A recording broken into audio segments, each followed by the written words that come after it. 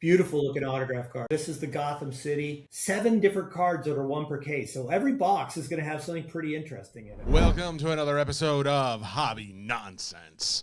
Ooh, you like that? That's an angry. You're very I feel the aggression coming off of you today. There's been a lot going on today. I have a lot of the news with the whatnot scandal, lawsuit, call it what you will. But then there's also just, I don't know. I feel like there's a lot going on in my personal life. Like, are you okay? Do we need to talk about it? Going through stuff, and it's just like I'm not there for them because I'm doing some work stuff right now. But it's like I'll be there. I'll go hook up with them after this. There's a number of things. It's a lot, but it's you know what is also they respect that sometimes your boys got to do a little work, and part of that work is the entertainment and education of the masses as best myself and you can. So yeah, I think it's a fair sacrifice afternoon for the. You're not gonna like throw. You're gonna. I don't know what I'm gonna do, Ray. Maybe I'll grab like a steel chair and. I'm not going off the WWE rules of combat here. You know, if I have to do something, I don't want to ruin that nice Old Navy shirt that you got. I might give someone a swirly. I'm thinking about it. Did you ever get a swirly? No. Are you kidding me? Who's giving me a swirly? And you were a big guy. Like, you weren't as big, but you were still big. No one's giving you a swirly. I can only imagine. I mean, we could have gave you a swirly if we wanted to. Did anybody ever punch you in the face in the middle of the hall in 7th grade? I love how we always come back to this story. Well, I didn't get punched in the face. You didn't get punched in the face. Jesse got punched. If anything, you helped facilitate the punching. I've been looking out for Jesse since prepubescent. I'm telling you, age. My memory in that moment, even though we were always, I always considered us good friends in school, but I remember in that moment, you were trying to get the guys off of Josh because like some guys were like holding him back. No. That was my memory, bro. Here's the thing. I actually, I was sitting in the principal's office. Oh, did you have to go down there too? We were all in there together. I don't remember. Do you not remember I remember me and Josh being in there. I was there. You were there too? Oh yeah. Man, yeah. See, shows my memory, right? Like, I don't have any real clear memories other than the blood coming down onto my Titans jersey I was wearing that day. Were you? But here's the thing, blood were you comes really? Out of, yeah, I was wearing my Tennessee Titans jersey. Who was it? Javon Curse. Oh man, the freak! I got his autograph over the weekend. Over the weekend? Yeah, I got it last year. We did like a Topps Rip Night thing, and he came to that. Great guy. Where did you see him? I saw him at the release of the new Titans gear. Oh, he was down there? Yeah, he was signing autographs. That's awesome, dude. I went to shake his hand. Yeah, bro. Right? He works out like constantly. But no, I'm just saying, like his hand like engulfed my hand. Oh, it's a mitt. Yeah, it was. I'm like, oh yeah, I'm definitely not. Like the thoughts, like I could be an NFL athlete. I could go over there. No, it's another level. These men they're men, and we're over here talking about fantasy creatures. And that's okay, because some men talk about that on occasion from time to time. All of this trip down memory lane leads us to what our episode is going to be about. We've got a number of non-sport cards. We got some Pokemon. We got we'll touch on the whatnot thing just for a moment. We've talked about it a little bit before this, but the real nostalgia factor is the new set from Upper Deck, the Batman animated series product that's coming out. Grant from Upper Deck is going to be joining us to talk about Batman animated series. He came on when we talked about the Skybox Batman product, and it was just, we got a lot of really positive comments from that interview because he was just like very excited himself, and he also just had a lot of really good detail for the product. So bringing him on here in the next 20, 25 minutes. I'm excited to hear anything that we don't already know. Yes. Yeah, exactly. Because that's the thing. We talked about it a little bit last time, but now having him on, maybe it's a long interview because he's got a ton of detail. Maybe it's a shorter one. We'll just kind of go with the flow. All right. Shout out to Sandman. Just to touch on the whatnot thing, you've been on whatnot. You already. I was gonna do a whatnot show last night, but then I started watching the movie. What movie did I watch last night? Oh, tell me. It was good. Batman Begins. Oh, you watched Batman Begins again? That's so one funny. of my favorites. I did go see the movie Hopper. Oh, how was it? 10 out of 10. Really? 10 out of 10. I'm so happy to hear this. Okay. So good. I'm very excited for that. All those characters. Yeah. Man, you're going to see. You're going to see them. I'm just saying, like, when your Disney breaks. Sure. If they start implementing those characters in the Disney breaks, the people that have watched the movie, Yeah. you're gonna see a movie. You're gonna know that wow, this movie really did well. Were there like big voices in it too, like for the actor? Actresses, great question. You know, because I don't remember seeing The that guy being advertised. he was on SNL. Andy Samberg, No, he was a bigger guy. bigger than Will Ferrell. I mean, No, not like big. He was like a little heftier. Like us. Bobby Moynihan. Found Sure. it. Bobby Moynihan's in it. He played Loaf. Dave Franco. No, he didn't play. He played King Henry. King George. King George. John Hamm is in it. Ooh, man, that'd be cool to have some Dave Franco, Bobby Moynihan, John Hamm. I'm already excited for the future of these cards. Yeah, Melissa Villasenor, I believe is how they pronounce that. There's a number. Dimitri Martin. Meryl Streep. Oh, boy. Who did she play? She played Insect Queen. Oh, yes. Dude. Wow, that... I'm getting excited for the future of some Topps Disney cards right now. That's crazy. No spoilers, but the Insect Queen had a very interesting... That's a spoiler. That is a spoiler. Don't say anything else. Piper Curda. I don't know who that is, but she looks like she was one of the main characters in this.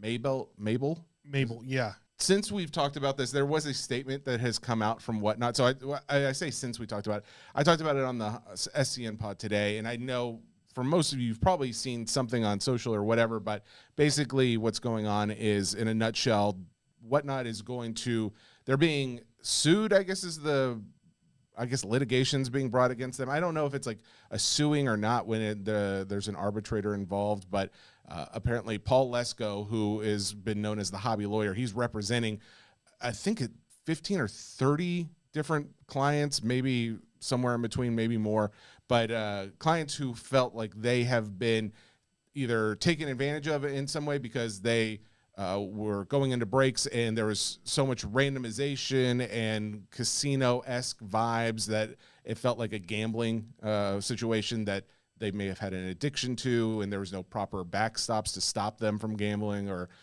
stop them from getting into breaks, and or the whole repack situation that's run rampant on there that they've tried to get more control over, but we've still seen a lot of that going on.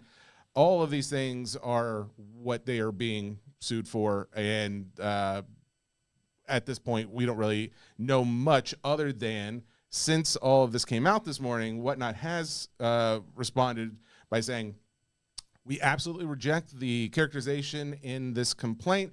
Gambling isn't allowed on Whatnot, and we strictly enforce this policy. Whatnot is a commerce platform built to support small businesses, connecting them with buyers who purchase products they love.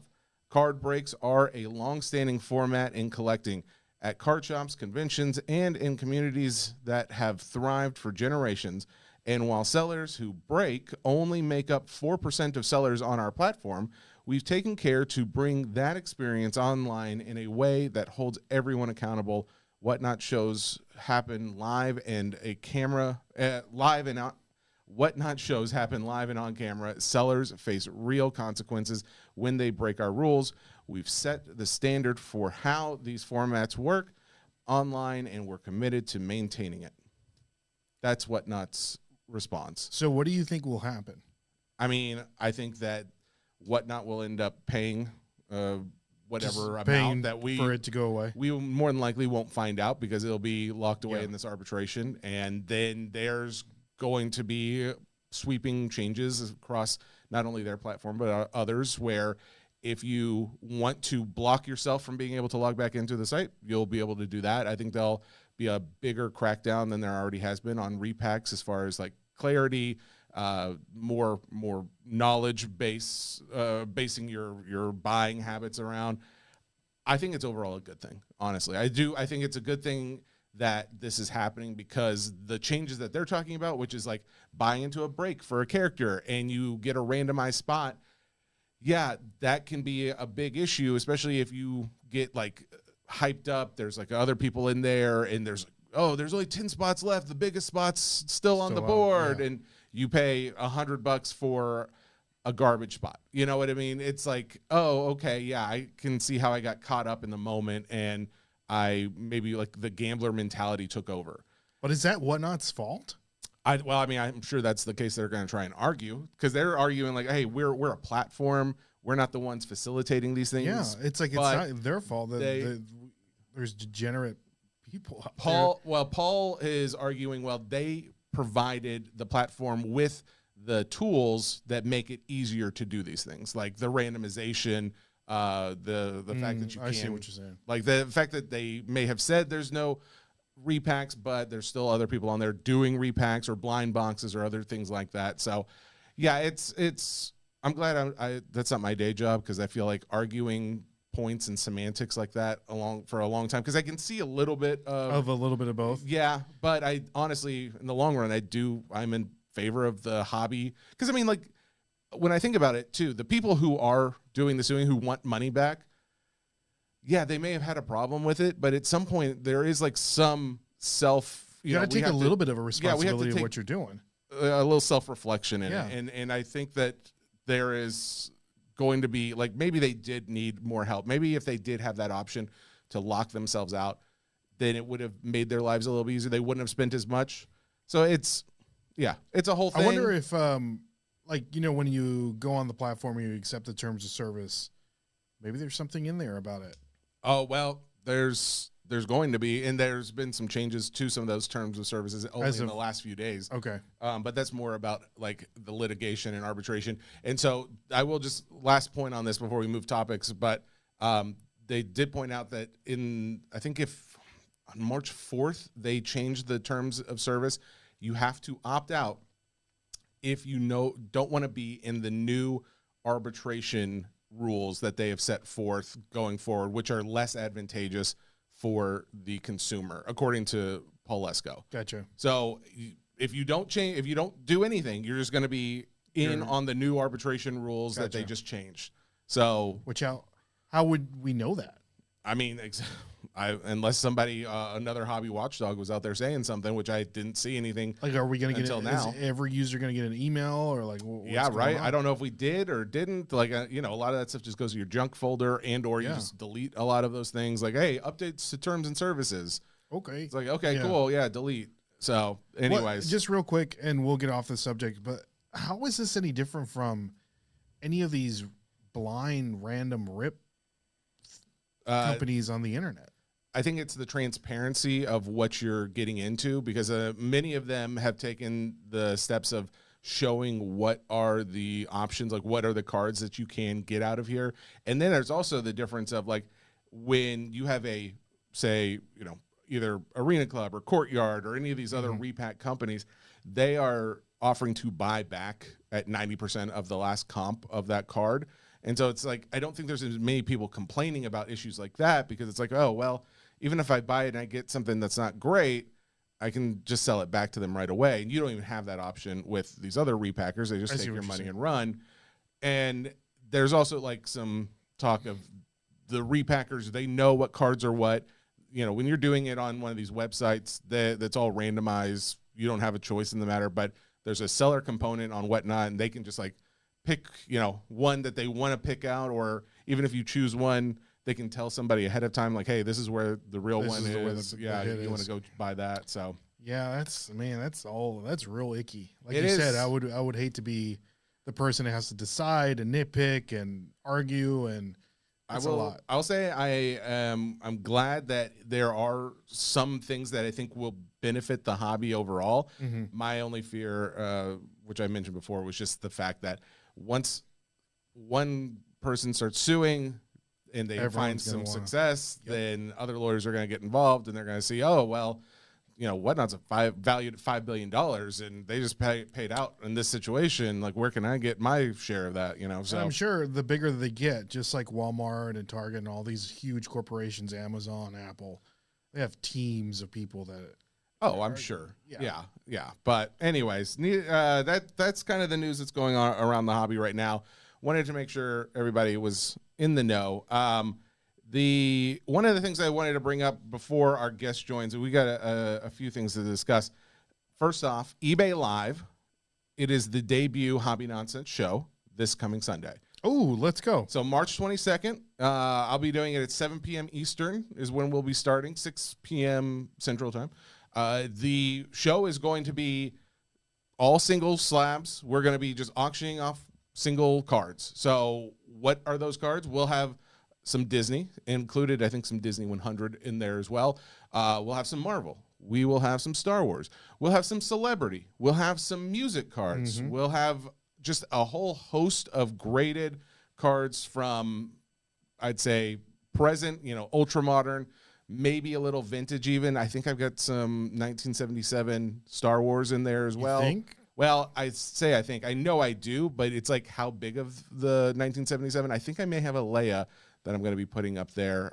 That's more of a personal choice because that's a personal card that I've been trying to decide if I want to move it or not. But I do have a bunch of other, like some like Leonardo DiCaprio, like rookie cards, or also just some cheaper ones that I bought a long time ago that some have gone up in value, some haven't. So there's going to be a few that you can probably get a good deal on. Some are going to be maybe a little higher value. Nothing too crazy for this first show, but it will be a lot of fun no matter what.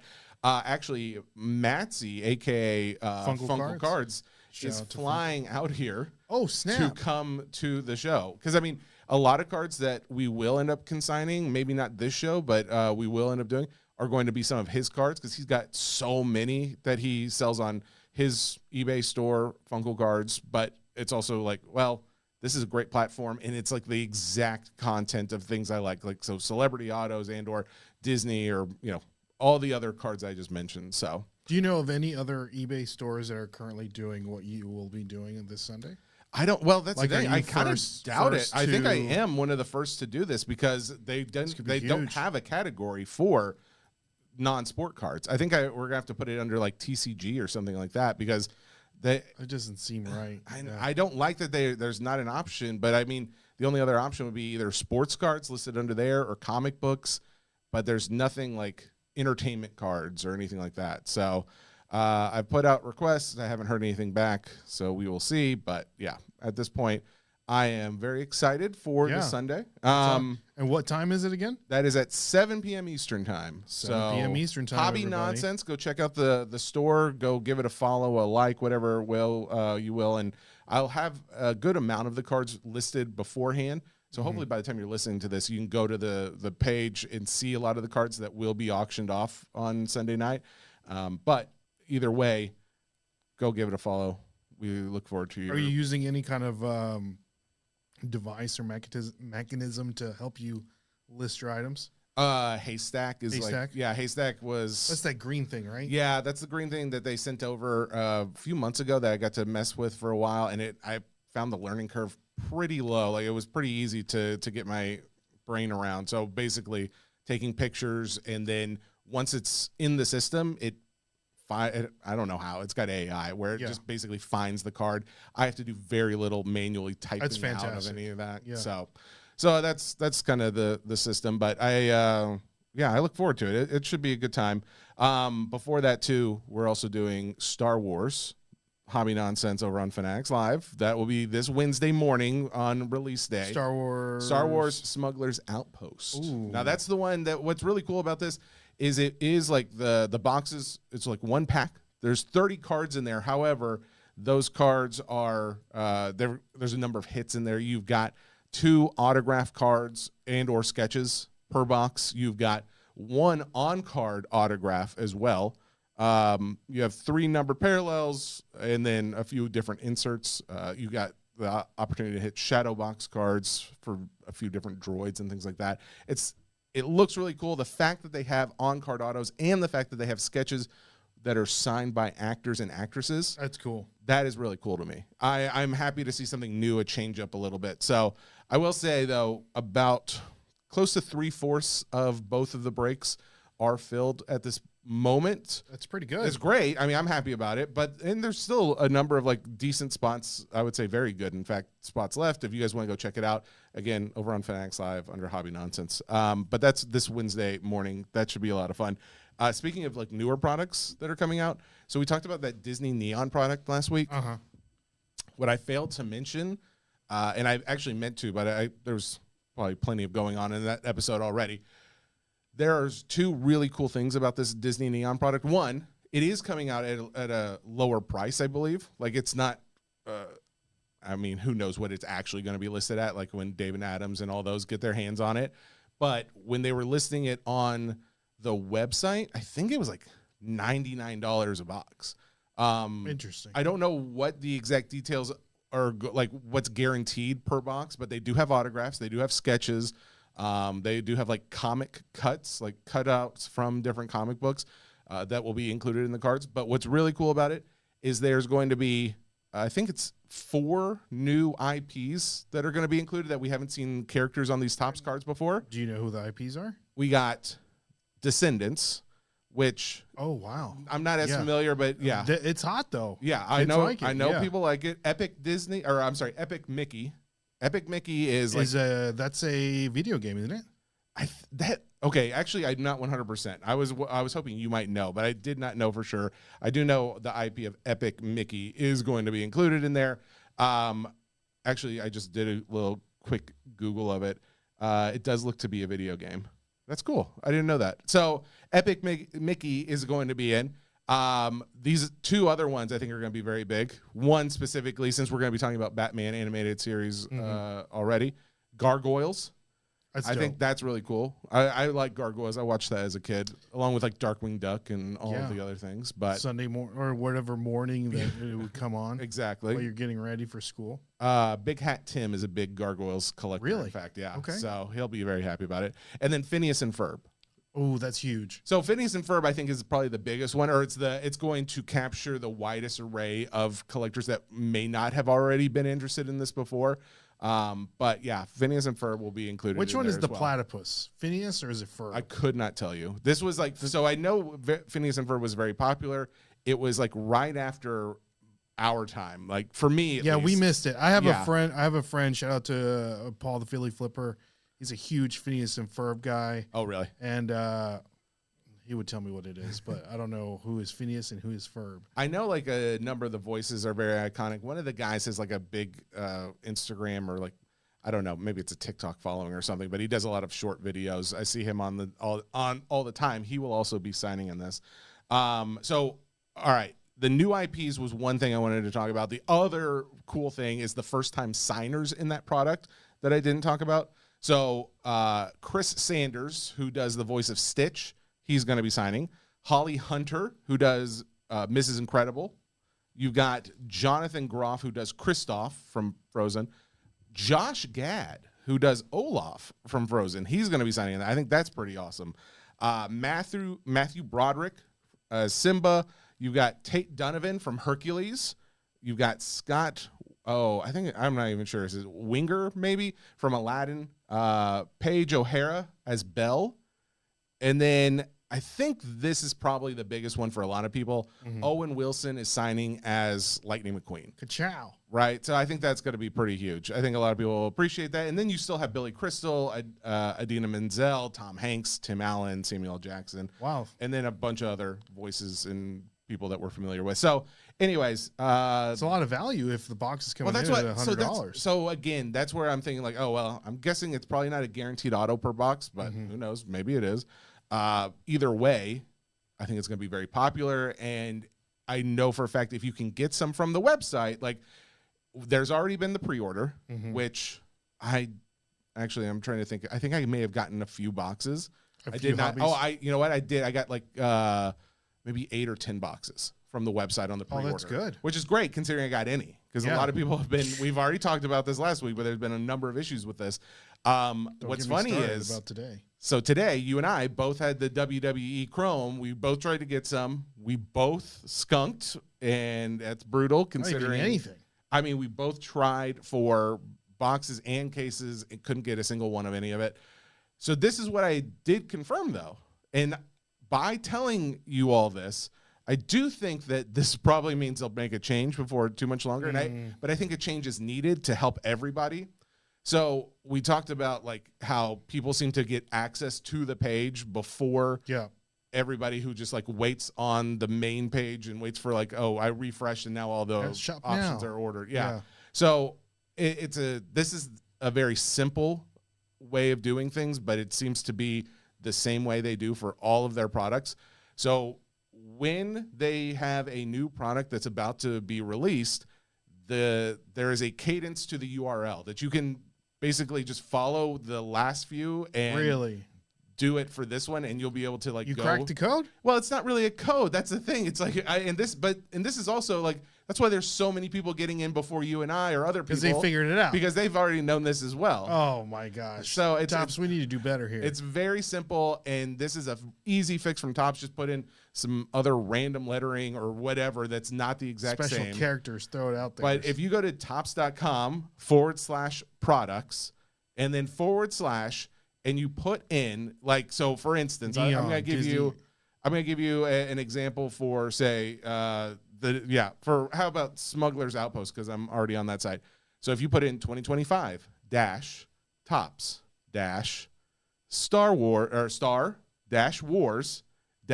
Smugglers Outpost hobby box, that will be how you get that. Like, that's the website where you can, like, start adding things to your cart. Oh my gosh. Now, if you want a case, you do all of that and then Instead of put hobby, you dash put case. sealed dash case.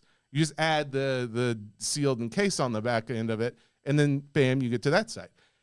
If you, for like WWE Today, it was the exact same. Did you do it? Yeah, and that's how I was like, I'm just confirming. And you still didn't get any. And I still didn't get any. Wow. Yeah, exactly. That's the thing. That's how I did Neon, but I did get those boxes of Neon. But it was the same thing. Like for WWE Today, it's just 2026 Topps Chrome WWE hobby box, and then sealed case, and it does it's the exact one. Like, it does it the same way each time for each new product, and that is like something I know a lot of people are like, dang it, why are you telling everybody that? And or maybe people are like, oh, I'll give it a try. But honestly, Topps, if you're listening, change that. Like, don't make it like that, so that I think that's going to cut out a lot of the advantage some people are getting to be able to get stuff in their cart.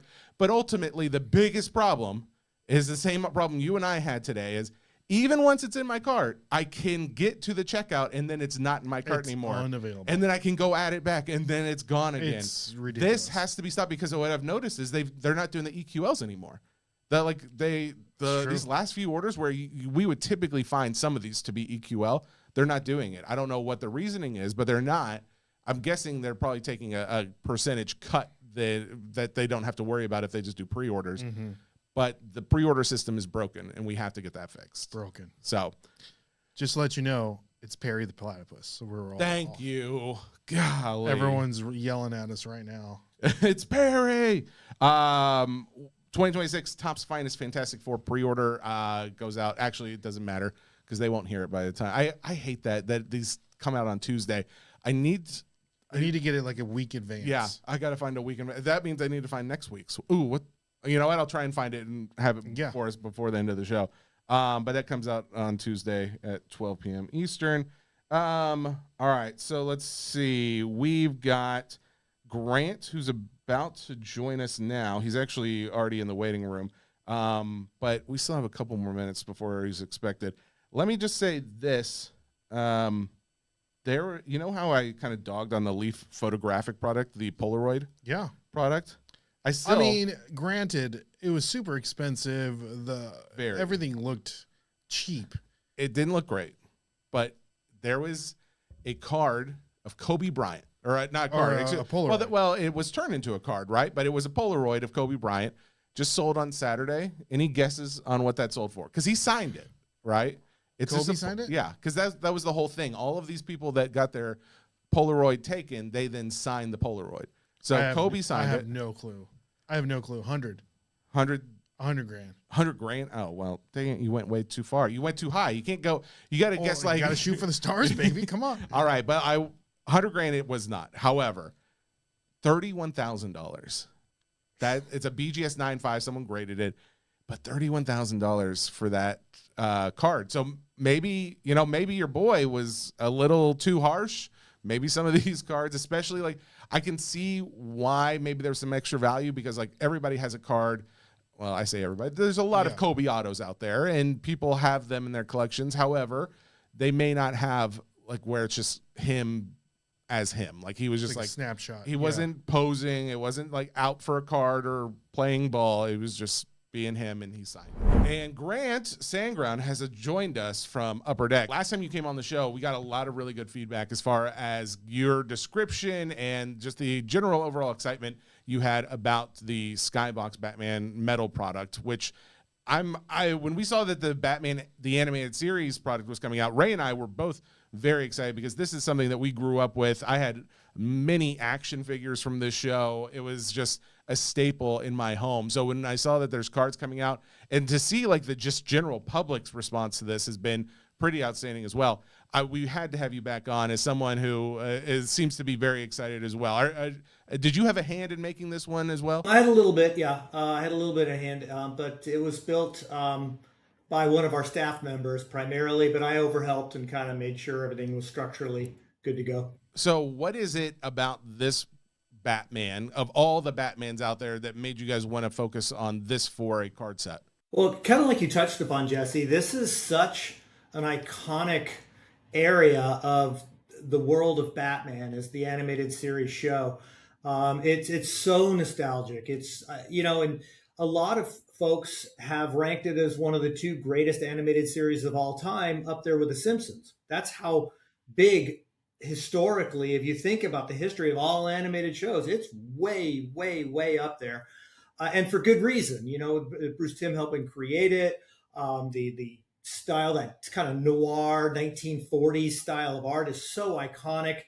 Coming on the heels of Frank Miller's Batman, you could see there's elements that influence there. The show obviously ran from 1992 to 1995, so it was coming 6 years after Frank Miller's Dark Knight comic book series, but you could see the influences in play there. And just such a great version of the Batman universe with such great characters. They brought empathy and pathos to some of them. The storylines were fantastic. So when we were given this IP, this little area, which you could say it's a little niche area of the world of Batman, but it's a powerful, resonant area to operate in. So we were really excited to bring a trading card product for the modern market, because this animated series hasn't seen trading cards for decades. Of course, there was Topps made the primary kind of products for this. That dated back to 1993, and those products are pretty simple. There's not much chase in those products. The cards look great, but there's not a lot of chase in those products. And we were excited to kind of build a product for today's modern collector to celebrate this universe. I'm so glad that you did, because what we have seen since, early 90s cards till now, given the parallels and autographs and just technology and printing of cards, has made it a lot more fun for the collector. And at this point, I need to know, what are you proud of in this product that is fun for the collector? I'm so glad you asked that question, but that's a loaded question. There's a lot here. We built this product with the fan of the IP in mind, with the fan of the animated series in mind. This is truly, at its soul, this is a collector's product. This is built where the intent is, hey, you need to buy 2, maybe 3 boxes to really get a good handle and feel for this product. We structured it really careful with what we like to think of as tipping points for box purchases, and or to jump up and level up to a case purchase. And this product is perfect for those that are fortunate enough to be able to afford a case of this product. It is a great case-breaking experience that will, in today's market of aspirational chase and very high dollar, a lot of dollars coming in there, it's nice to bring back an emphasis on collecting, where this was built for fans to go build the 90 card base set, build the 30 card UD debuts subset. And they all have these tiers of scarcity that get a little harder, a little harder, a little harder, up to if you break a case, similar to if you were breaking a case of Flagship Series 1 hockey, let's say. Everyone that breaks Flagship hockey knows, hey, there's 50 young guns, and I'm going to pretty much get one of each of those young guns if I break a case. This was built with a similar sort of intent that if you break a case, you're going to get your full base set. You're going to get 36 of those UD debuts, and it's a 30 card subset. So mathematically, you have a good shot of getting that subset as well to build your 120 card base set. We built this set with playing cards, because obviously when you've got a villain like the Joker, Thematically makes a lot of sense. The 52 card decks plus the two short printed jokers. We've done playing cards before, no peachy hockey. But the concept of a 52 card playing deck is such a easy concept for collectors to wrap their head around, and we wanted it functional so the cards can be shown. In fact, I've got all sorts of cards I can show you here. I had the good fortune of ripping through a case of this over the weekend and kind of going through it. I put it in my sheets and binders, and you can kind of see the playing cards here. Yeah, it's so cool. Um, yeah, I can show you. You can see some of the Jokers. The Jokers are short printed. There's two different Jokers. Obviously, the Batman is the ace. Yeah, I don't want to go too much into the playing cards just at this second, but the way we built these packs, all the way down to the pack level, we wanted to provide collecting variety at the pack level, the box level, and the case level, and we wanted it to be balanced. So it's a 6 card pack for hobby packs, and 3 of those cards are base level cards, or base cards, base set cards, cards 1 through 90, and 3 of them are chase cards. So you're going to get 3 base, you're going to get 1 playing card. We deliberately did that because we wanted the playing card set to be attainable. It's a functional set. You could literally play poker with those cards or blackjack if you wanted to. Don't know how many people will, but you could. 1 per pack on the playing cards, 1 per pack on a variety of some of the inserts that are all printed on clay coat. And then you get 1 kind of random chase card where you can get some big stuff. So we really tried to base this around the collecting experience, and then also obviously not forget the day and age that we're in. Is there aspirational chase? Yes, there's aspirational chase. There's 101 gold outburst cards of Batman and Harley Quinn in here. There is the first ever autograph cards for this entire IP. There's never been autograph cards for Batman the Animated Series.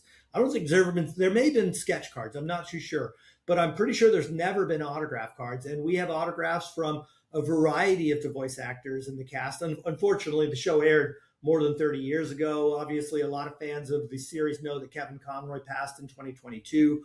Unfortunately, Arlene Sorkin, the actress that voiced Harley Quinn and actually inspired Paul Denis to create that character, she passed in 2023. So we couldn't get everybody, but it's got a nice, I would say, 8 or so different signers signing cards for the product.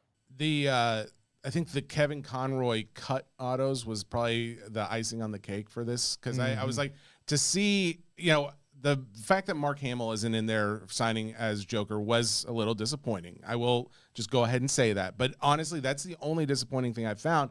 And what helped make that so much better was knowing that there are cut autos of Kevin Conroy in this that I have an opportunity to hit. Now, granted, I realize there's not many of them, but the fact that you even thought to include that, I was very happy to see, because I went back, I was I think I was just scrolling through streaming services this weekend, and I saw the Killing, is it Joker? Killing Joke. Yeah, the Killing Joke on HBO Max or something, and I turned on just the trailer for it, and I realized, that's got Kevin Conroy as Batman. That's got to be like one of the last ones he was really in, and it just brought so much nostalgia. And I was like, man, even though like he's not one of these guys who I'd probably like point out of a lineup as far as like what he looked like, his voice is just so iconic that to have an autograph included was something that needed to happen. So I'm glad that you guys went out of your way to do that. And we were absolutely zeroed in on that need. Again, it doesn't escape us the age of collecting we're in with aspirational chase,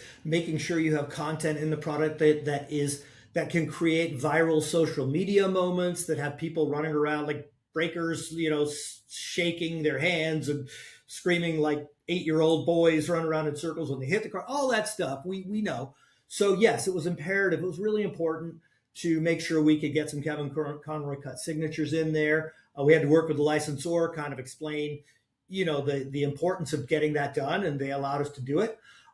You mentioned Mark Hamill. Obviously, yeah, we'd love to have had Mark Hamill in this product. We did speak with his people at length. We're going to continue trying to get a deal done with him for the future.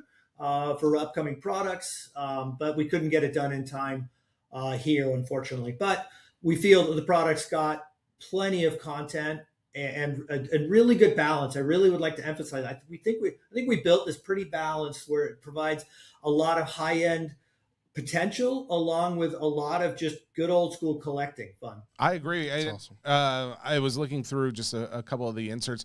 What is the idea behind Art of the Bat? Like, what makes that card, I guess, different than, say, just your standard base card with another piece of artwork from the show? I think, I don't personally select the specific images being used, and a lot of the images are obviously screenshots. Pretty much all of them are screenshots from the show. So the folks that handle image selection, I think they really wanted to choose iconic images of the characters. The cards are presented on really nice foil board. I think you only get like 3 of those in a case, and there's something like 25 different Art of the Bat. So they are pretty tough chase cards. And that also reminds me, we simply didn't make very much of this product. I think this product really crept up and surprised a lot of people. I think that with the demand we're now seeing, and I'm speaking with you guys on the cusp of this releasing at Hobby in a few days. And right now, I don't even think you can find hobby boxes in the secondary market because they're all sold out online. But they initially, if you had jumped on this when they were originally offered for pre-sale some 4 to 6 weeks ago, they were, at the prices we had intended to be. They moved up like crazy, and now they're just dried up because I think the amount of product we made, I think the amount of demand we're seeing for this surprised us, surprised the distributors, surprised the shop owners. I think it surprised a lot of folks. Well, I was going to say, it was kind of a bummer because I'd been watching, like, I think Steel City had these boxes listed for under 200 for quite some time. And I was like, oh, okay, that's awesome. I'll end up buying it when it gets closer to coming out. And now seeing, like, oh, they're being sold in most places for $250, and most places that I have gone to now are all sold out. Like, I think maybe you can buy a case, but I think a few sites are like, last case we have. So yeah, it is. Yeah. When we did a collab post with you guys on this specific product, in fact, Ray put it together, which I think the way he put it together with the imagery really helped set it off. But it's been such a viral post over this last week. And honestly, I was a little shocked to see just how popular it was. I agree. To your point, Grant, it took us back to where we knew I'm a big fan of the show. Look at it. Show the shirt. Show the shirt. I got the shirt on. He's wearing his animated awesome. series shirt. So I'm a big fan of the show, but I just didn't know how popular the show actually is to a lot of people. And to your point, the nostalgia factor and the IP, and you said you guys didn't know how popular it was going to be. Are you guys thinking about maybe doing, I don't know, like a version 2 or down the road, or doing something to this nature again? Ray, it's a great question. And certainly looking at the nature of demand for this product, I think you'd be hard pressed not to look at the possibilities for what you want to do with this Batman the Animated Series universe. I would lean as averse to a series 2. I think what we did with this product, which is sort of like the backbones of flagship content, because it's got outburst cards, it's got the clear-cut parallels, it's got some kind of flagship bones to it. I would lean into another brand or look at Chromium to see what we could do. What other kind of products can we do with this IP? Because it's a really powerful IP. Well, the Skybox Metal Batman, you guys incorporated like that matte black finish. You also had for those dark matter inserts, and then you also had like the glow in the dark. Like, I love the technology that you guys have used in some of your recent product, and I think it would go perfect along with this. Like, I'm just thinking of like some of those like villains and the neon green effect that would be shown off very well. I'm hopeful as well. Like, we're talking about Batman the Animated Series, but I'm hopeful for other Batman, I guess, IPs to come out. Can you talk anything about that? Is there anything in the works for future Batman, either movies or shows coming? I think it's a little early to kind of talk in specific about that stuff, but sure, just tell them everything.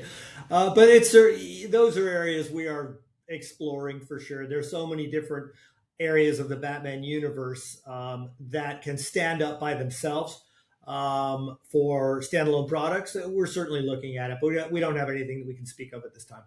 Christopher Nolan Batman universe. Just I throwing it out I there. gotta imagine that's super cheap. That Yeah. that IP is no one's paying for that. All right, so we've talked about some of the inserts, the Joker playing card deck. I think that is one of my favorite inserts in this product. But you also have like the stickers and the cold snap.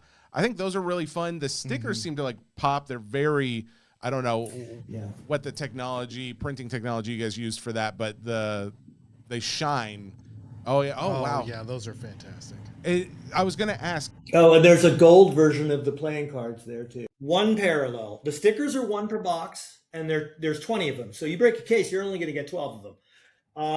There is a parallel, as you can see, one per case. You'll get a gold. Oh, okay. All right. Very cool. Gosh, there's so many chases. There's a lot of collectability stuff in here for sure. There's a lot of tough chase. Those gold stickers are 1 and 144. Oh, okay. All right. Out of 144, you said? So I believe it's 12 packs a box, 12 packs a case. Yeah, it is. It's 12 packs a box, 12 packs a case, or 12 boxes a case. I see what you're saying. Okay. The fact too, not only are there autograph cards, but there's also dual and triple autos.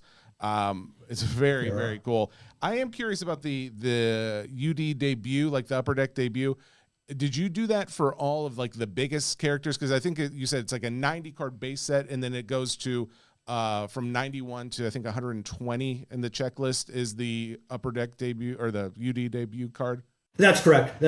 And we did, as all the major characters sort of have kind of rookie cards, I guess you could say, for this universe. So yeah, there's a Batman debut, there's a Joker debut, there's a Harley Quinn debut, and there's 30 deep. So there's going to be some characters that are not as popular names, but we wanted to make sure there was some collectability and challenge to putting together that base 120 card set. And you get 3 of those. I think you get 3 debut cards per box. That's correct. So there's 30. So you've got to break a lot of boxes or do some trading to put your set together. Do you know how many different parallels there are for the base set? Because I saw in the sales material, I know there's like the purple to 199, the orange to 99, the gold to 25. I was trying to find like if that was it or if there are others. And I looked at the checklist and I believe I saw that there are one of ones, but maybe I'm confusing that. So I was curious if you could answer. It's a great question. So cards 1 through 90, the parallels are blues, where you get 1 per pack. Okay. The purples are numbered to 299, oranges are numbered to 99, and the golds are of 25. I can kind of show you. The purples are to 299? 299. 299. That's a purple. Numbering is on the back here. Okay. Yeah, I really like the color schemes on these. The frames we used make them so readily identifiable, from purple to orange to gold for these parallels. Yeah, we're gonna have to get some of these for sure. Very sad. I think the designs are great. They feel Art Deco. They feel like that 1940s kind of urban vibe that defined the look of this series. So those are the parallels before I ramble on, I'll try and actually answer your question. Other parallels that you have, there are, I believe, printing plates for the 90 card base set as well. Let me make sure that's right. Yeah, there are there's printing plates as well for those, so you can get those. And then the debut cards actually have a greater array of parallels. So really for cards 1 through 90, the scarcest you can go is the gold's number to 25. However, when you get into because those 90 cards are all sort of like storyline based, so they tell the story of all the various episodes. Whereas obviously the debut cards are character based, so we wanted to go a little deeper with our parallels because they're kind of individual character cards, and you may have Batman collectors or Harley Quinn collectors that are going to want to collect the rainbow of their parallels. So there's more chase there. So what we did with those, there are the blues, the purples, and the oranges that are just the same cadence and numbering as the base cards. However, we added in a green parallel for the debuts number to 49. We added in a red auto parallel with varying numbering of 149 down to, I believe, around 99 or 25 based on the actors that are signed. Those are serial numbered. There is the golds we talked about of 25 for the debuts. The scarcest debuts are the blacks, numbered of 10. Then you get into the holofoil debuts. I can show you some of those. Or I'm sorry, you get into the outburst. So we actually did the outburst cards for these debuts. Those Grant, if you want to go ahead and send us that binder, that would be fantastic. Oh, sure. Yeah, no problem. And I had no fun at all breaking this case and putting it together. It was terrible. It was a great hardship. You'll see the holofoils. If you see the Zatanna in the middle of that 9-pocket sheet, you get 3 holofoils per case. Those are not numbered. The outbursts are ratioed. Those outburst cards. Oh, you know what? I see a foil board saying for the upper deck, the outburst gold is a 1 of 1. Am I reading that right? Oh, Jesse, you beat me to the punch. But yes. Okay, sorry. If you want to talk about the outbursts, the regular silver outbursts are 1 in 12 packs. That means 1 per box. Again, there's 30 different outbursts for the debuts. The outburst reds are numbered of 25, and the outburst golds are true 1 of 1s. And within this product, they are the only true 1 of 1s outside of printing plates that you can pull. Again, we wanted to make sure that collectors could collect a lot of this product, but we wanted to have the aspirational chase as well. So we kind of tried to balance it out and not just put a gazillion 1 of 1s everywhere on this. So you got the icon, what I would call within 2 years of its inception, now iconic gold outburst 1 of 1s. And you can actually chase those in this product. Those are the scarcest parallels. We did talk for a second. There's holofoils that are 1 in 36 for the debuts. So you get 4 of those per case. Holofoil blue parallels are 1 per case, ratioed at 1 in 144. And then extremely rare, 1 in every 1,440 packs, you get holofoil golds. Out of our case, that's 1 in 10 cases. So we actually pulled one. Yeah, we pulled one. Now they're not numbered, but I can tell you I'm holding one of a handful of copies in existence. This is a dude named Kyodai Ken. So we didn't get the best guy. We didn't get the best character, but I was amazed we hit one in our case. They're taking the good ones off the board. No. And there's also clear cuts. How cool is that?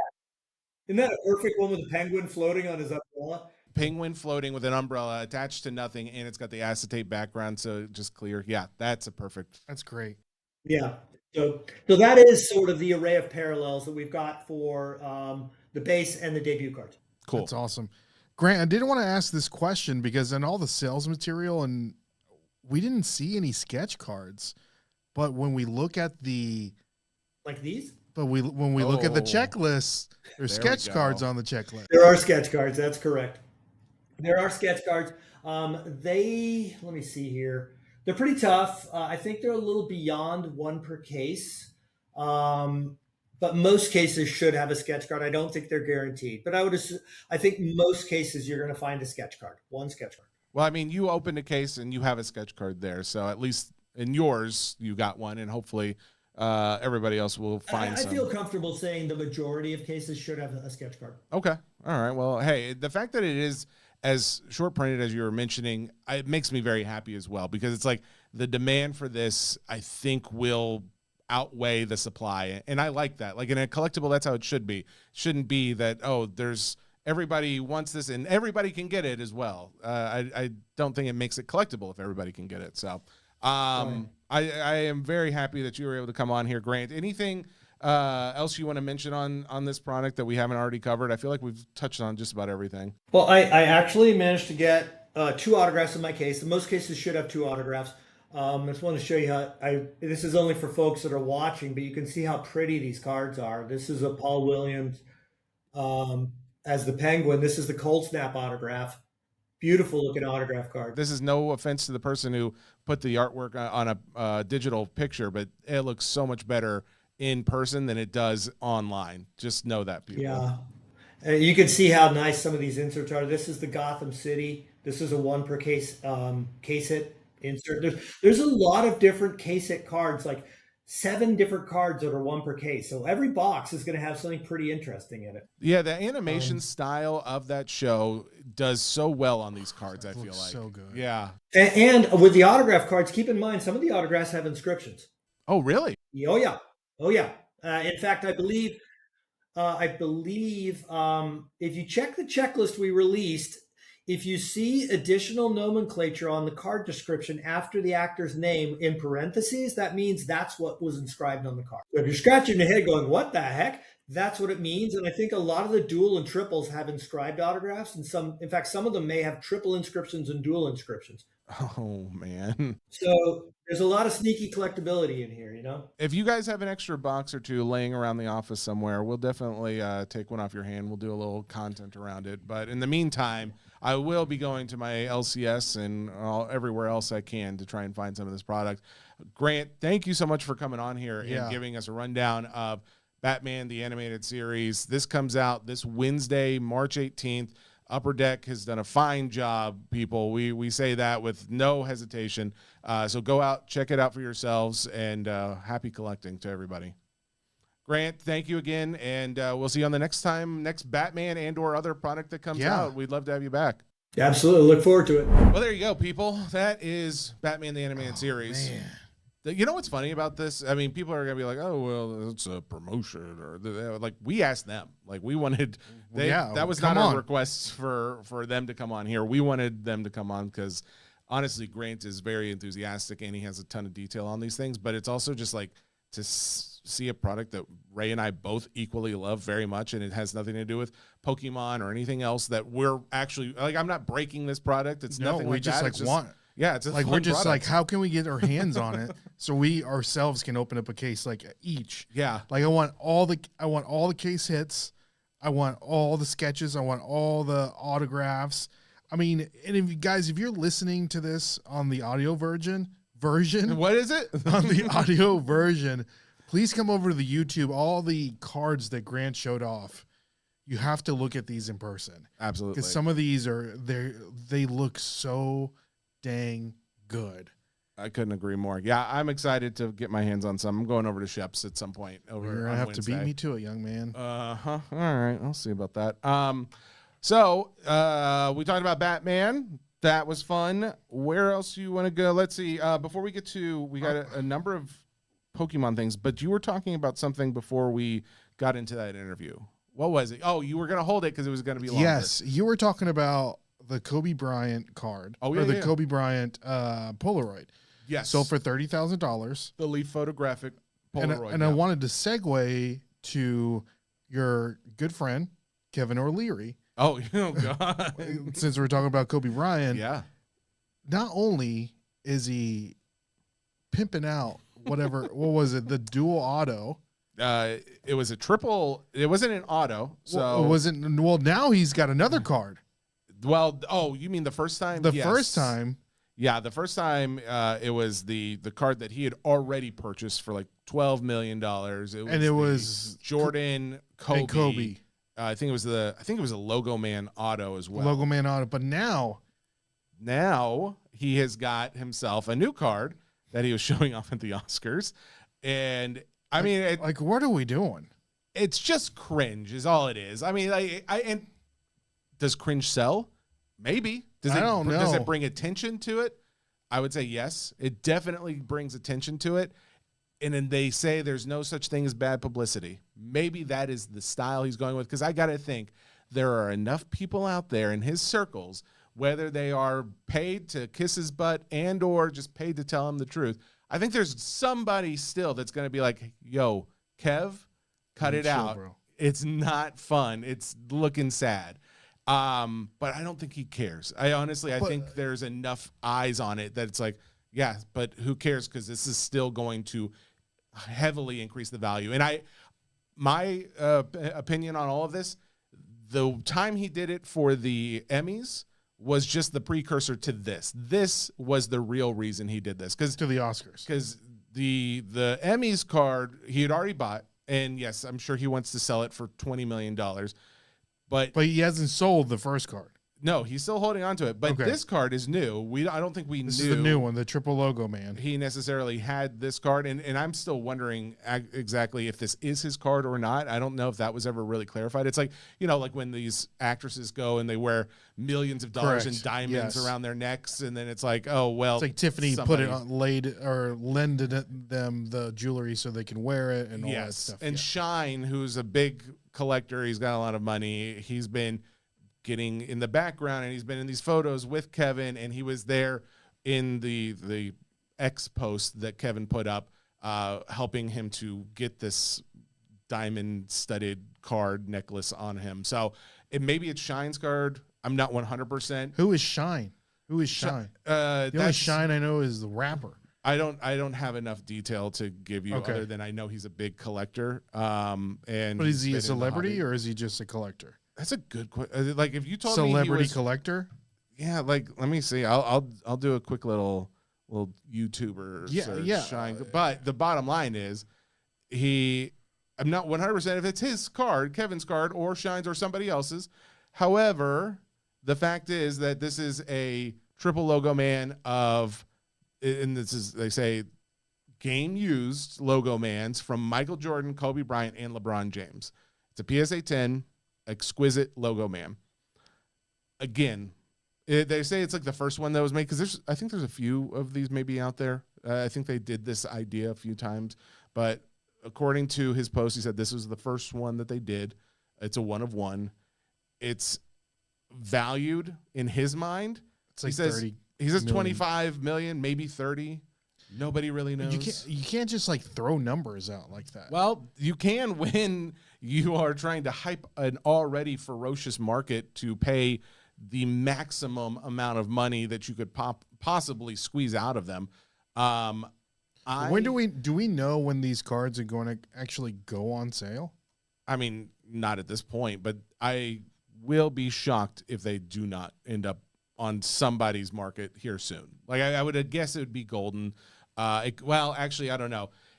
Like it's Christie's probably all tied Sotheby's into that whole like that? Rip It thing. Like is he associated with Rip It? If you told me that all of this was just planned out, like there was a playbook to everything where it was Logan Paul put up his card and it was to make sure that Rip It, the guy who now is starting this company, Rip It, bought it so that he could advertise himself. And they were like, oh, Kevin, you bought that $12 million card a few months ago. We want you to get involved. And this is how you can help. And then a few months from then, you can put your cards up and they'll have been at the Oscars and the Emmys and everyone is going to be ferocious. And then we'll buy it. And then we're all going to dump our cards on the market. And then we're going to take a step back. And then that's where you're going to see a market correction. If you told me any of that, it would be hard for me not to at least consider it as truth. Granted, I want to see evidence. But I mean, still. It's just weird. It's a weird connection and tie-in to all of these. And yes, I've got my tinfoil hat on, and I'm talking conspiracy theories. But we need to have a whole conspiracy theory episode. I mean, I'm not opposed to that. Come on, we talk about dragons and dinosaurs and all that stuff. Looking at Shine's page, and yes, I don't think he's a celebrity other than just like a hobby celebrity. Gotcha. It just is. He's listed as collector and investor. I know he does like some investing stuff, and I know he's on everything about this, just like the hobby and the way that it's not like there's like it's like the Wild West. Oh, you mean there's no regulation? It's like so many things. It can be manipulated. Well, in all different directions, and it's like fine wines, crazy. Art, watches, all of these things like that are popular and or have been popular and or are taking off. Mm-hmm. I mean, there's not really regulation to a lot of this stuff. I never thought about that. Yeah, it's just, hey, I like that. Fine wines. And marketing is going to make this go into the stratosphere as far as value goes, and nobody's going to stop me. I mean, if you know what you're getting, it's not a bait and switch. Mm-hmm. It's like, hey, that's a piece of cardboard with maybe that's a very rare piece of cardboard. And if people deem it to have value, it has value. And I'm all about it because I have several rare pieces of cardboard that have value. But if they can get money for it, I don't know if there's anybody out there who's like, no, that's illegal. Well, what did they do that was illegal? They They sold a card that I don't view as having value for a lot of value. They viewed it as being way more valuable than I think it is. Yeah. That's not illegal. It's like value is in the eyes. Did you ever hear about, I can't remember the actual scientific experiment to where they had like a room full of people and they had 2 different bottles of wine. Mm-hmm. And one of them was way more expensive than the other, and 2 different labels, 2 different things. Yeah. But the wine in both bottles was exactly the same thing. Yes. Yeah. I've heard of this. I've seen this. I saw it. In fact, I think they did this like Payless Shoes did a pop-up store like in Beverly Hills or something. And they renamed it like some fancy name, and they had all of these like, I don't know if they were just influencers or they were just people who do reviews of new shoes, and they had them come in and try all this stuff on. Oh, it's beautiful. It's gorgeous. This is like so comfortable. Oh, I'd buy this for $1,000. And then, they find out, oh, these are Payless shoes. And it's like, really? Yeah. Wow, they're really coming up. Wow. And it's like, they just have to save face at that point. But the problem with pointing these things out is, do you really want to point it out? If you are in the business of cards, for sure. We are in a business of cards to some degree. I mean, if it's not just talking about it and providing content and education and entertainment, there's still like the aspect of you do some breaking, I do some breaking, we make money off this thing. Are we just trying to like bash this thing that everybody loves that we are participating in? I don't want to do that. That's not like my goal. I don't think that's your goal by any means. But there is like a point where we have to call a spade, and the market being what it is, as far as like what prices are getting paid for some of these things, is like, okay, it's all scary. I do think they should have value. I think some of these things should have a lot of value, but the rate at which they are increasing in value is like, oh, I don't know. So, but we had a similar conversation with Chris McGill of Card Letter on the other pod today, and Alex from Clever Cuban. He brought up a point of, if it is something that people want, like if they are collecting it, they know what they're getting, and they're enjoying it, then who are we to say anything but, good for you. And I guess there is like there's some good reason to be like, yeah, I mean, who knows? Like maybe the value does continue to stay up, or maybe some of these cards go down in value. Some of them stay the same. Some of them go up. Who knows what the future is going to bring, bottom line. So ultimately, I think where I land is, we can tell people like, hey, just keep an eye out, be mindful of what the market's doing, what prices are doing. And then after that, like, shut up and let them enjoy it. Like that's kind of my thing. Like I don't want to harp on something like, oh, the sky is falling. Be cautious of everything you buy. Don't buy anything right now. And then it turns out like, oh yeah, the market did have a nice big jump, and then it just kind of flattened out for a little while. And then it kind of went up again over a little bit more time. I don't know. So after saying our piece, I think it's like, all right, there we did. We did it. You just got to say, I'm like scared that uneducated people are getting into the hobby because of everything that just the noise that is. We can all take advantage of them, people. All of us unite. Let's take advantage of the noobs. But you know what I mean? It's like uneducated people in the hobby are coming in and they don't know what's going on. Yes. And absolutely. They can be. That's what happened in 2021. And it's just, man, that's the thing. I think my prediction is we are going to continue to see this. It will not be necessarily every year. It may not be every, like, what is this? Kind of every 5 years. Mm-hmm. But maybe it'll be something in the lines of every few years we see a spike in the market, and then it comes back down, and then we see a spark in the market and it comes back down. And all the while, the hope is after that market spike and correction is that maybe the market's a little better off than it was before it. That's my thinking, at least. Now, do you think that the market is better off now than it was back in 2020 and 2021? What's your definition of better off? Great question. I'd say it's more like, I mean, my collection holds more value, so that's a good thing. Than 2020 and 2021. Yep, there's more ability, there's more tools in the marketplace to find what I'm looking for. There's more fun, innovative ideas than there were just a few years ago in many cases of different products. But there's also the issue of like, oh, cards have gotten more expensive, so that's hard for me to get them. Or the fact is that there's more negativity in some circles about all of this, which turns the hobby into less fun and more of a, oh, Business. I can't buy anything unless I do a few hours of due diligence. It's like, oh, that's not fun anymore. I enjoyed this because it was relaxing. I didn't have to worry about someone taking advantage of me.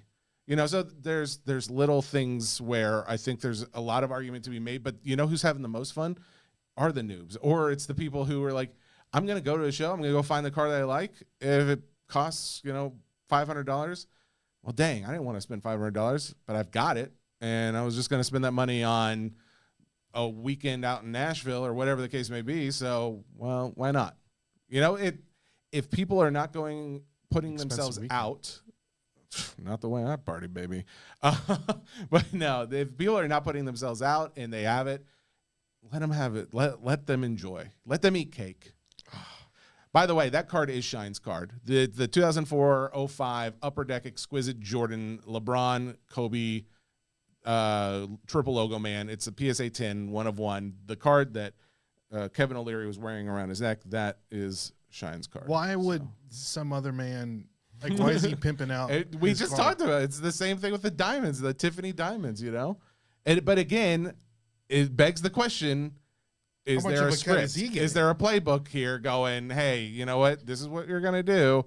We've got a whole marketing team around this, and we got guerrilla marketers out there. We're going to pump it up here, and you're going to see posts about it there. And then all of a sudden, you're going to see it on Golden, or you're going to see it on Rip It, or wherever it is, and we are going to charge. I don't know much. So do you know money. more about Rip It? No, and I don't want to know currently. Okay. Yeah. I don't know much about it, so that's what. But dude, that time something actually fell.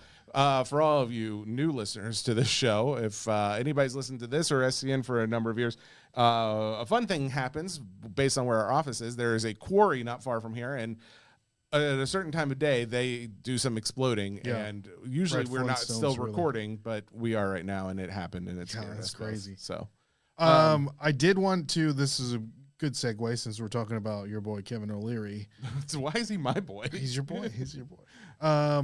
More celebrities are getting into the Pokemon hobby. Have you seen this? So right before we started recording, I saw a post. I think it was like Entertainment Weekly or something, said something about, what is her name? Her name is McKenna Grace. And here's the thing. My daughter knows this girl very well because she's dating the guy that she loves because he's so cool. The guy from How to Train Your Dragon, the live action movie. Okay.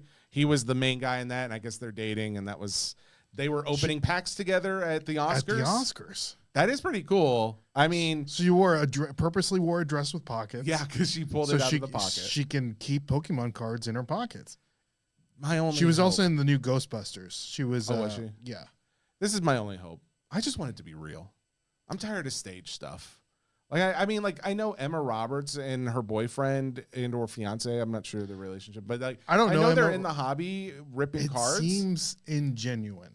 Well, there may be a genuine part of it, but to be at a lot of these events, the same events. Oh, they're getting paid for sure. They're getting some kind of compensation. There's some reason other than their love of cards why they are doing these things. I mean, how much would they have to pay Sports Boy to go to the next? More than you'd expect, but less than you probably are already spending on someone else. There you go, guys. Think about it. Sports Boy for a measly fee of a hot dog and a Costco glizzy and a Diet Coke.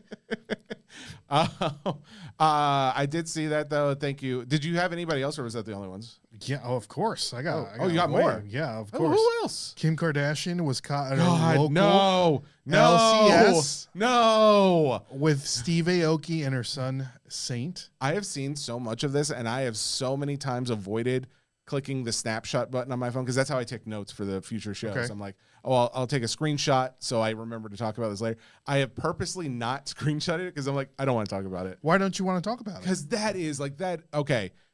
Logan Paul. She's not doing it. Logan Paul being in the hobby was like the first, like, No, okay. no. I think that this is a more genuine thing. She is going with her son. You're out of your mind. To purchase these Pokemon cards. She's not purchasing the Dude, Pokemon she cards. was just signing cards. She's going to be in a product here soon.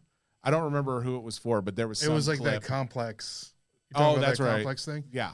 But I mean, no, her son is collecting these Pokemon cards. Sure. And that's great. All they want, all of whoever it is that's paying her, whatever marketing team, all they're saying is, hey, all we want you to do is, like, if you can go with your son to a card shop and just, like, look at cards while they're buying cards, or buy some with him, or buy some for him, just be filmed with the cards. That's all we need. They don't care. They don't care about the rest of it. I don't think that this is one of those things. I hope you're right. I really do. But yeah, I don't think this is one of those things. And this is things. coming from a man who has some Kim Kardashian autographs, because Me? like, no, I do. I was like, I don't have any. Well, Kim actually, Kardashian. I don't have an autograph. I tried to when I first entered the hobby. I was like, oh, that'd be really cool to have like a Kim Kardashian auto, because I didn't realize they were very valuable. Like the Pop Century ones are very sought after. And who is it? Josh Luber, who was very big in the hobby at the time in 2021 and is still relatively known. He was collecting them, and I think he has like the majority of like the high graded ones out there. But I remember talking on the SCN pod, like, oh, I got to get one. I'm going to find one. I ended up getting like a Kim Kardashian card, and now I just feel sleazy with it. Like there is a part of me where it's just like, oh, there's not, she's famous for famous sake and probably some other things you wouldn't tell grandma about. But it's like, I don't necessarily need another person entering the hobby that I feel she just has like the definition of fake around her to me. Like everything she does feels very fake, very forced. And if she's entering the hobby, it's like, no, don't. I don't think, it's again, a negative connotation. I think this is a Saturday out with her son purchasing Pokemon cards. This is what I think. I love that. And I am going to continue to hope that is true.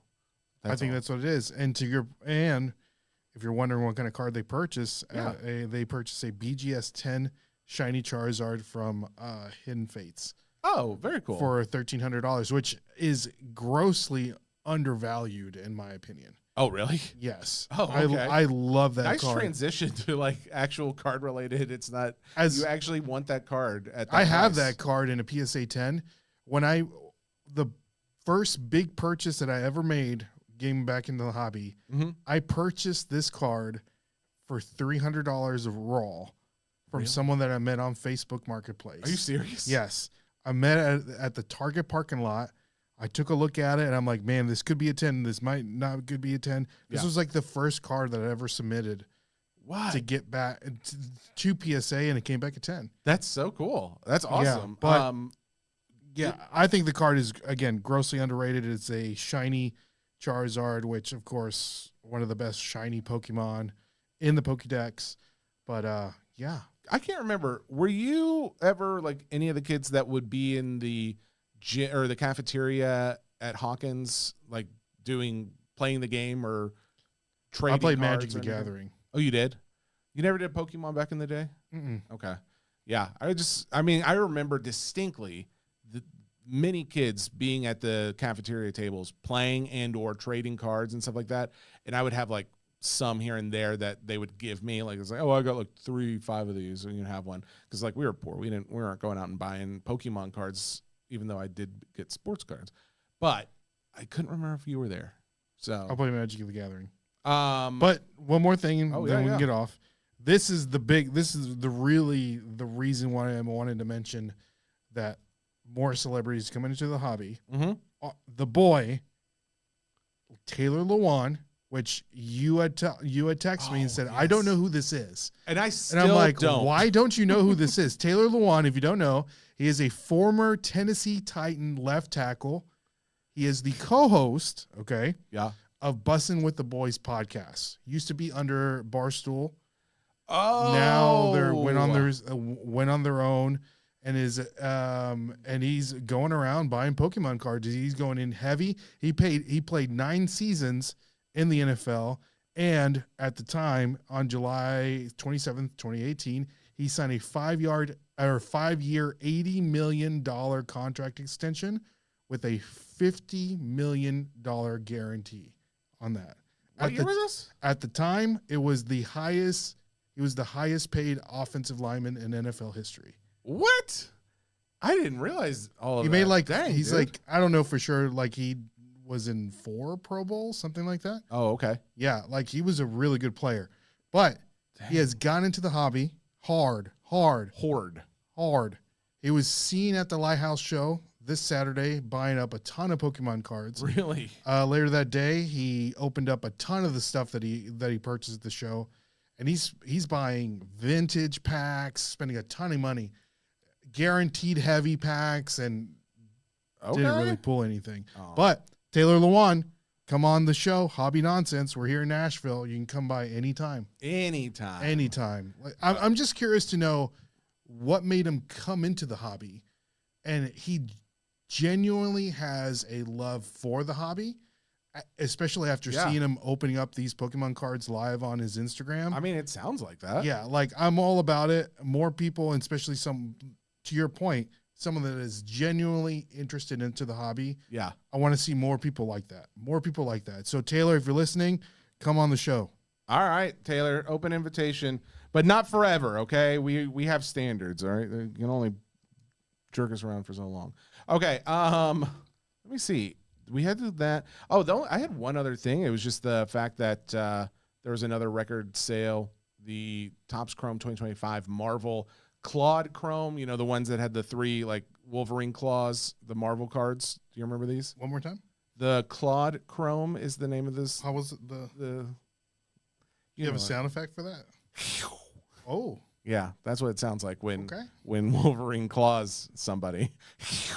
One more time. Okay. There it is. And the Superfractor of Spider-Man just sold for $31,000 PSA 9 this last Saturday as well. Big sale. Other than the celebs, I wanted to do the what not to buy. What not to buy. Okay. Here's the thing. I wanted everyone that is listening, and we've already kind of alluded to it. I'm worried about the people that are coming into the hobby that don't know anything about the hobby. Why are you worried about them? Because what made you think about this? This gentleman in front of me sends me a text. Target's got Pokemon cards. And he sends me... First off, I'm doing a nice thing, by the way. I'm letting you know. And I'm doing a nice thing by letting you know... You're a fool. Things not to purchase. Okay. So, guys, there are certain things, especially into the Pokemon hobby, that you just do not buy. Okay. And here's the reason why there's nothing on the shelves, because you have degenerate people like my boy Sports Boy here across from me that just buy everything. And people are just buying everything. If it's got the name Pokemon on it, people are just buying it. And you need to educate yourselves, and I'm here to help you educate you. Just because it says Pokemon on it doesn't mean you have to buy it. Okay, I would like to clarify. I know that there's some things that don't have packs in them, like normal packs that'll have, like, you know, starter sets and things like that. The things I bought all had packs in them. Well, there is some caveat to what you purchased, but let me give you, I want to give you a list. Okay. And the reason why you shouldn't buy these. Okay. Okay. So Battle Academy boxes, don't buy those. They just teach you how to play the TCG. Yes. Okay. I did not buy that, by the way. You didn't. Any battle decks, don't buy any of those. I didn't buy that. Any double battle decks, any single battle decks. Those are pre-made decks for you to learn how to play the Pokemon TCG. Now, if you're listening to this and you want to learn how to play the Pokemon TCG, that is the best thing that you can purchase. Oh, okay. To get you going and learn how to play. All right. Okay. Any showcase boxes. What's a showcase box? A showcase box is just, it's got 2, I think that's one of the things that you bought.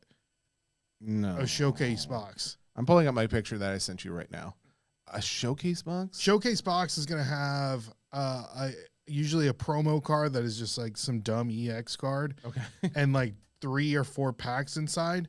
But the reason why I'm telling you not to purchase these things is because it is a showcase box. in the past, what Pokemon does is any set that does really poorly, they throw these packs in there just to get rid of them. Oh, so really? if you pay attention to these, they'll say like product may differ, and because you see the packs on the box, but you don't know which packs are actually in the box. Oh, okay. So I did buy 2 of those. Yeah, so you don't know. And what packs? Do you know what packs are in the box? I have not opened it as of okay. yet. Yeah. So and there is caveats to all of this that I'm saying. So for example, if you were to purchase one of these showcase boxes probably like 10 years ago, the packs in there would have been golden, right? Yeah, but the thing is, you don't know what packs are in there. So the only way for you to know is you have to open them. Okay. And that kind of defeats the purpose of you having like a sealed box, a case of this thing, right? So that any knockout collection boxes, which is the other thing that you purchase, it comes with like 2 packs and like some stickers. Yeah, what was wrong with that one? Again, the same thing. You don't know what packs are in there. Okay. And again, in the past, they would just throw any extra stuff that they would have, they would just throw in there. So you would see in the past, it would be like Rebel Clash and just like stuff that you don't want, like packs that you would never want. Okay. Well, here's a real question though. Like I mean, this actually is probably for another episode because we're going long as it is, but we're always. I would love to know what packs of Pokemon I don't want.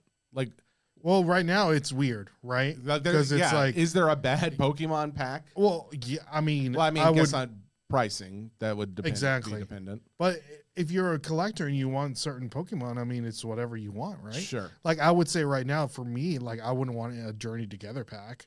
I wouldn't want a Scarlet and Violet base set pack. Oh, I've got a case of Scarlet and Violet base set. And why did you purchase it?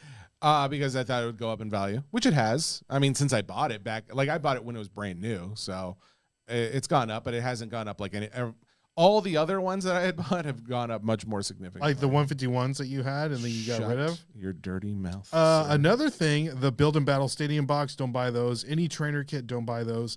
And the most important thing, any third-party product that is not sold or packaged by the Pokemon Company International. Interesting. Okay, so if you turn it around, it'll say packaged by MJ Holding or packaged by some other company. And so what they do is that they'll break up, like they'll open up like a booster box, and once they got the hit, all the other packs that are in there, they're just going to put them in these auxiliary products, or they'll just take like the bulk and they'll package them up and they'll sell them that way. I've seen those. Yeah. Okay. So it's like, don't buy any of that stuff. And yeah, just don't buy it. I would say the best thing that you can buy, which it's hard to purchase any of this because Pokemon is crazy right now. If you can get your hands on a booster box, get a booster box. Okay. Well, get a booster box. It's the best value if you can get it at MSRP. Booster bundles are good values. I don't like an ETB for value just because it's just got all that other stuff in there. Stuff, yeah. It's like, yeah. But if you can't get you can't get any other stuff. Exactly. Okay. So ultimately I did get 2 blister packs, which had like 2 packs each. And then what is it called when it's just like a single pack, like from Check Lane Blister. Check Lane Blister? Yeah. Oh, okay. I didn't know that's what that was called. I did get 2 of those. So those were good, right? Sure. What packs? What was the pack? It was like Mega Evolutions and Phantasmal Flames. Okay. Like, do you think those are? I think they are. Like, I think they are. How much did you pay for the Check Lane Blister? I don't. You probably paid around $7 for it. You think so? Yeah. It wasn't 6. It's probably like $6.49, $6.99. I gotta go because you get the promo and you get that coin, that stupid coin. Yeah. Well, these weren't like for resale necessarily. These were like, well, I mean, like if it just before, my viewpoint is if they make it to the time where I'm going to be ripping them, then they were for resale. If I rip them first, then they were for me. it's dependent because it's like, well, if I don't rip it yet and it goes up in value significantly, it's like, well, I'll just sell it then. But if it's like, oh, I want to go rip some Pokemon product, then, or my daughter does, and it's like, just okay, whatever you can find, right? yeah, exactly. And I was like, they never have it available at our Target, at least when I'm there. And I'm like, the first time I've seen it, I'm like, well, I gotta let Ray know. And apparently, I did a disservice by letting him know. I was the bad guy by letting. You weren't him the bad know. guy. I'm just like, man, I No, thought it's I good. need to educate people to know what to purchase and what not to purchase, because this is the reason we're in the predicament that we're in. That because anytime you see Pokemon cards on the shelf, you have to buy it all. Yeah, I've been trained now to go out and buy that. Exactly. And that's not necessarily the right. And that's thing. not necessarily the right thing. And if we continue to go down this road, we're not gonna hopefully coming up. And I'll touch this really quick. There are 2 new sets coming out: Perfect Order and Chaos Rising, March 27th and May 22nd. These new sets, they're very small sets, and in my opinion, they're not very good sets. Oh, really? Yeah, This is like the first time I've heard you say they're something. very mid, and they're kind of not great. Wow. Chases aren't great. Chaos Rising has the Greninja card as a chase. SIR, I don't like the card personally, but this is really going to show us where the market really is and the hobby really is. Okay. Because if there still isn't anything on the shelves after 2 sets that are mid, then we're in trouble. Because it's not real. Like, it's not real fandom that's buying this. This is all the Correct. flippers, and they're just trying to get their hands on it. Okay. All right. Which, being that we don't know when the 30th anniversary set is coming out either. So Yeah, that's somewhere. But I've seen some Japanese cards though for the 30th anniversary. I'm pretty positive. No. I saw something online for 30th anniversary Pokemon cards in Japan. 30th maybe the first partner ones. anniversary. What's the first partner? Those promo cards with the starters. Oh, pre-order Pokemon. Oh, that's Chinese. It would come out in Japan first, right? Before it came out anywhere else? Or are they going to do it simultaneously? Probably everywhere? simultaneously. Okay. Well, then maybe I'm wrong then. I'll have to show you the Yeah, for sure. cards that I did. And see. again, there is a lot of AI fake cards going around out there. If you really want to learn more about what's releasing, what's not releasing, of course, follow us on Instagram. We do a really good job to promote that and show you what's coming out. So, guys, make sure to follow Hobby Nonsense on Instagram. Make sure you listen, leave us a comment, all that good stuff. And check out pokebeach.com. They also do a good job letting us know when things are releasing. Oh, okay. There you go. Guys, as always, we do appreciate the support. Just the loyal listenership is awesome. I didn't get angry today, so I'm good. Were you thinking you were going to? I got a little angry at you, but that's okay. What? When did you get angry at me? What did I do again? Just your ignorance. That's all. My ignorance. Get in line, buddy. A lot of people get angry. Those are the about it. first partner packs. Oh, okay. All right. We I made a should- post on your Instagram. Thanks for following. Well, that's Hobby okay. Nonsense. So I was like, where did I see this before? Where they had like the 30th. And so we're Jesse. logo. Jesse is currently looking at the first partner promo packs cards that are releasing. These are going to release. I don't know the exact date, but do not overpay on these cards. Each pack is going to contain 3 cards of the starters. So after you probably opening up 3 or 4 packs, you should be able to get all 9. And that's the Alolan starters, the Sinnoh starters, and then the Kanto starters as well. Okay. So don't overpay. Don't overpay on these at all. Don't do it. I mean, listen, people, I should have listened to him when I bought the Lego. Yeah, even though like I did think there was a part of me where it was like, well, if they don't just jump in value, I was just gonna build them. But seeing just how big the sets were, I was like, oh no, I have no space for this. I'm gonna go ahead and sell it. And to Ray's point, he said it's not gonna go up in value. Don't buy it, and it hasn't gone up in value. There's I too mean, many other of than them. like the promo, like the Kanto Yeah. badge. Did you sell thing. that? No, I don't. I'm not gonna sell it without selling the rest of it. So. You're selling it all together. Yeah. The whole kit and caboodle. Yeah, I've got it like listed for like $1,050. I paid for all of it. I paid $1,000. So like Just trying to make 50 $990. bucks.